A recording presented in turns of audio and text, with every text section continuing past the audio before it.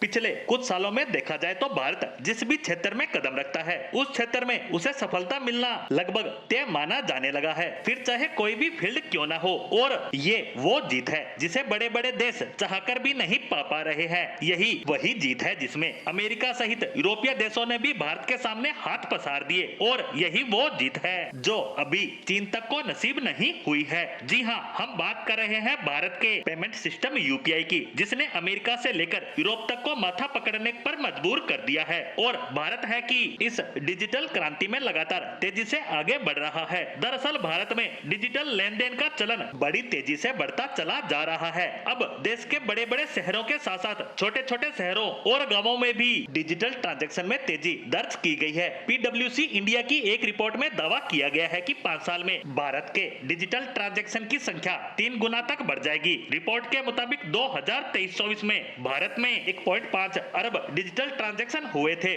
और इनकी संख्या 2028-29 में 3 गुना तक बढ़कर 481 अरब तक होने का अनुमान है। और अगर वैल्यू के हिसाब से बात करें तो पीडब्ल्यूसी इंडिया की इस रिपोर्ट में दावा किया गया है कि 5 साल में भारत में डिजिटल ट्रांजैक्शन 2 गुना तक बढ़ जाएंगे। इस रिपोर्ट के मुताबिक 2023-24 में देश भर में 265 ट्रिलियन रुपए के डिजिटल ट्रांजैक्शन किए गए थे, जिनकी संख्या 2028-29 तक 593 ट्रिलियन रुपए होने का अनुमान है। पीडब्ल्यूसी इंडिया की इस रिपोर्ट में यूपीआई लेन देन में हुई ग्रोथ के बारे में बात की गई है। इस रिपोर्ट में कहा गया है कि यूपीआई ट्रांजैक्शन में 57% का इजाफा दर्ज किया गया है और यूपीआई 131 अरब लेन देन से 2029 तक 439 अरब हो जाने का अनुमान है। फिलहाल कुल डिजिटल ट्रांजैक्शन में यूपीआई की हिस्सेदारी 80% से ज्यादा है, जो 2028-29 तक 91% तक बढ़ने का अनुमान लगाया गया है। यूपीआई के बढ़ने के बीच क्रेडिट कार्ड ने भी अपनी पकड़ को मजबूत करना शुरू कर दिया है। 2023-24 में ग्रोथ दर्ज करने के बाद 1.6 करोड़ क्रेडिट कार्ड जोड़े गए हैं, जिससे ये कुल 10 करोड़ क्रेडिट कार्ड का आंकड़ा पार कर चुके हैं। रिपोर्ट के मुताबिक नए क्रेडिट कार्ड लेन देन की मात्रा में 22% और वैल्यू में 28% का इजाफा हुआ है। इसके बारे में कहा गया है कि 2028-29 तक क्रेडिट कार्ड लेन देन 20 करोड़ तक पहुंचने की उम्मीद है। इससे पहले ये जानकारी भी सामने आई थी कि अब छोटे शहरों में 40% से ज्यादा लोग रोजाना